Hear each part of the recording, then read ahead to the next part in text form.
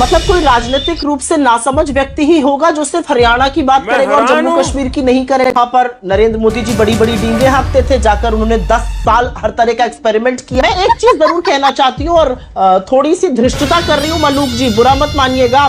आपको लगता है कि कमलनाथ ने अखिलेश वखिलेश कहकर बहुत बड़ी गलती की थी जिसका खामियाजा आपको एमपी में भुगतना पड़ा? तो सुप्रिया जी बुरा माने ना ही मलूक साहब बुरा माने। ये जो केमिस्ट्री की बात है ये आने वाले समय में देखना होगा कि ऐसा तो नहीं कि फिर आरएलडी कोई चवन्नी पलटने वाली है।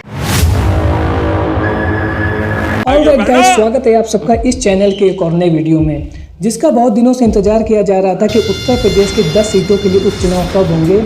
वह घड़ी अब समाप्त हो चुकी है और अब सत्ताधारी बीजेपी और विपक्ष के बीच में इन 10 सीटों के लिए जो सीट शेयरिंग है उसके लिए सीटों का शेयरिंग कैसे करना है उसको लेकर के आपस में लड़ाई शुरू हो चुकी है। जहां पर समाजवादी पार्टी कांग्रेस के साथ गठबंधन करने वाली है, वहीं बीजेपी के अंदर बहुत सारी पार्टियां हैं जो यहाँ पर सीटें मांग रही हैं। उसमें निषाद पार्टी भी है, आरएलडी भी है और इन 10 सीटों के लिए सभी छोटी छोटी पार्टियां अपने लिए सीटों की डिमांड कर रही हैं। तो आज के डिबेट वीडियो में हम देखेंगे कि कांग्रेस प्रवक्ता सुप्रिया श्रीनेत ने आरएलडी के महासचिव मलूक नागर के कैसे मजे लिए।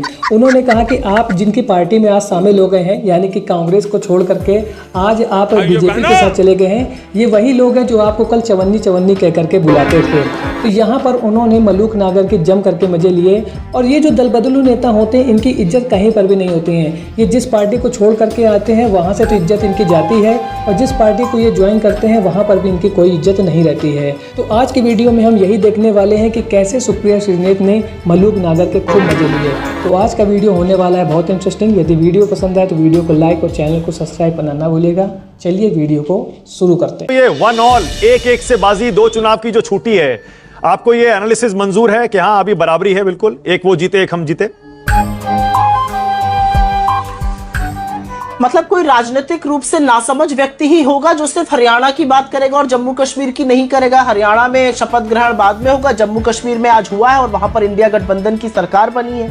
वहां पर नरेंद्र मोदी जी बड़ी बड़ी डींगे हाँकते थे, जाकर उन्होंने 10 साल हर तरह का एक्सपेरिमेंट किया वहां पर और उसके बावजूद वहां पर प्रेसिडेंट्स रूल लगा, वहां पर लोगों का मताधिकार छीना गया, वहां पर एक राज्य को यूनियन टेरिटरी बना दिया गया आजाद हिंदुस्तान में पहली बार और लोगों ने खुलकर वोट किया और आज नतीजा आपके सामने है। तो मुझे लगता है कि बिल्कुल 1 ऑल है।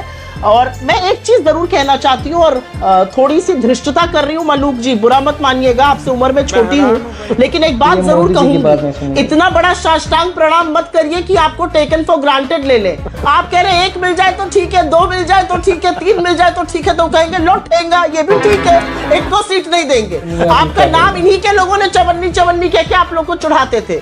तो इतना मत साष्टांग प्रणाम करिए, थोड़ा अपनी हैसियत बढ़ा के रखिए। अरे आपका रसूख है उस इलाके में।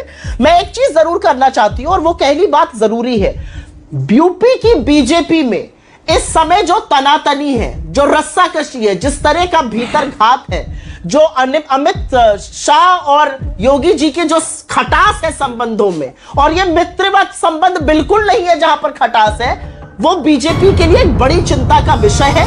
एक कॉन्स्पिरेसी रची जा रही है वहां के मुख्यमंत्री के खिलाफ और मुझे लगता है कि उसी का नतीजा है कि बीजेपी अपना घर संभाल नहीं पा रही है। सुप्रिया, 200 विधायक अनशन पर बैठे थे उत्तर प्रदेश की विधानसभा में, ये भूलने वाली बात नहीं है। बहुत बढ़िया, आपने बीजेपी के इंटरनल कॉन्फ्लिक्ट, इंटरनल टसल की बात की, लेकिन सुप्रिया बहुत सही मौका है, आज आपको इस पर जवाब देना चाहिए। आपको लगता है कि कमलनाथ ने अखिलेश वखिलेश कहकर बहुत बड़ी गलती की थी जिसका खामियाजा आपको एमपी में भुगतना पड़ा? मुझे ऐसा लगता है कि किसी भी नेता के लिए इस तरह के शब्दों का इस्तेमाल बिल्कुल नहीं करना चाहिए और मैंने खुद राहुल जी को, खड़गे जी को, प्रियंका जी को बहुत ही आदर और सम्मान से अपने सारे घटक दलों के साथियों के साथ इंक्लूडिंग अखिलेश जी के साथ उठते बैठते बात करते देखा। तो मुझे बिल्कुल लगता है कि भाषा का चयन बिल्कुल सोच समझ के किया जाना चाहिए। मैं इसका फेवर नहीं। ओके, मलूक साहब बोलिए, मलूक भाई बोलिए, आप कुछ कहना चाह रहे थे? जी, मैं कह रहा हूँ सुप्रिया जी का हमारा बहुत ही अच्छी केमिस्ट्री है और बड़े अच्छे रेस्पेक्ट करते हैं एक दूसरे को दोनों। अभी जो सुनील साजन जी ने कहा, भैया माफ कर दीजिए मुझे, इन्होंने रजिस्टर करना चाहिए कि महाराष्ट्र में इन्हें सीट दोगे या नहीं दोगे, अपनी हसर हरियाणा की तरह करोगे या नहीं करोगे। और जो आप जम्मू कश्मीर के लिए कह रहे हैं इंडिया गठबंधन की सरकार बनी है, आप तो उसमें हिस्सेदार ही नहीं हुए, आप तो उसमें आगे निकल करके आगे हैं। हाँ, मैं सुप्रिया, उसका जवाब बोलिए। देना हाँ, चाहती बोलिए। हूँ। आ रहा हूँ, मानक। देखिए, जवाब बहुत सीधा है।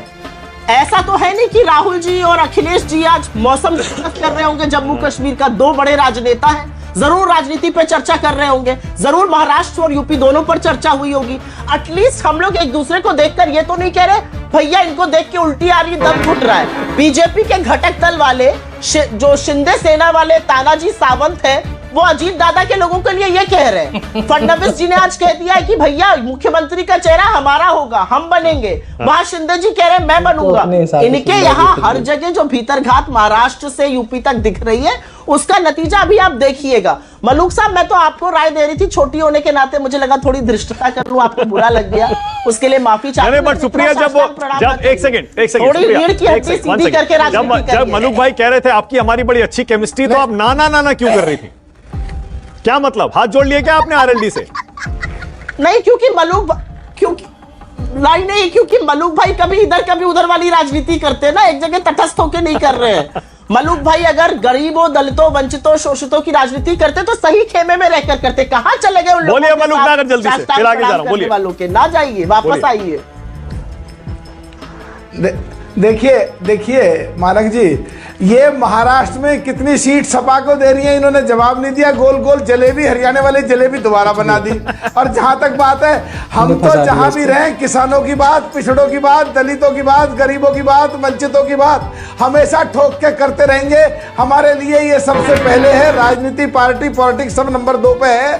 गरीबों का देश हित हमारे लिए सबसे पहले है। Okay, all right. आशुतोष कुछ कहना चाह रहे थे, आशुतोष बोलिए। आशुतोष, दो बातें कहूंगा। देखिए, एक तो लाइटर वेन में है, ना तो सुप्रिया जी बुरा माने, ना ही मलूक साहब बुरा माने। हाँ। ये जो केमिस्ट्री की बात है, ये आने वाले समय में देखना होगा कि ऐसा तो नहीं कि फिर आरएलडी कोई चवन्नी पलटने वाली है, कि ऐसा तो नहीं लग रहा है। क्योंकि इसको डिनाई नहीं किया मलूक साहब ने, आप इतना ध्यान नहीं दिया आपने, मलूक साहब ने डिनाई नहीं किया। हाँ। तो इसलिए मलूक साहब मजाक में करो, आप उसकी मत कीजिएगा। दूसरी बात देखिए, उत्तर प्रदेश के अंदर एक चीज बड़ी गंभीर हुई है। मानक जी, आशुतोष जी, सोच सकते हैं, आशुतोष जी, अरे मैं सुन लीजिए मेरी बात। क्या आप कभी ये सोच सकते थे कि नरेंद्र मोदी गुजरात के मुख्यमंत्री हों और उनको 2 सीट का इंचार्ज बना दिया जाए? कभी ऐसा हुआ? नरेंद्र मोदी ने गुजरात में जो चाहा वो किया, जिसको टिकट दिया, जिसको टिकट नहीं दिया। लेकिन उत्तर प्रदेश के अंदर अगर योगी आदित्यनाथ जी को 10 में से 2 सीट का इंचार्ज बनाया गया है, इसका मतलब ये कि आने वाले दिनों में वहां काफी कुछ होने वाला है। ओके। डिबेट वीडियो को देखने के बाद आप एक बात तो समझ गए होंगे, जो दल बदलू नेता होते हैं वो बैगन की तरह होते हैं, जो इधर से उधर और उधर से इधर लुढ़कते रहते हैं, लेकिन उनकी अपनी कोई ज़मीन नहीं होती है जनता के बीच में। जनता को यही लगता है कि ये तो भैया फ़ायदे के सौदागर हैं, just like a Nitish Kumar की तरह। इनको जहाँ से फ़ायदा मिलेगा ये उसी पार्टी को जा करके ज्वाइन कर लेंगे। तो ऐसे नेताओं के बारे में आपका क्या कहना है, कमेंट सेक्शन में ज़रूर बताएं। मिलता हूँ ऐसे एक और नए इंटरेस्टिंग वीडियो में, तब तक के लिए थैंक्स फॉर वॉचिंग।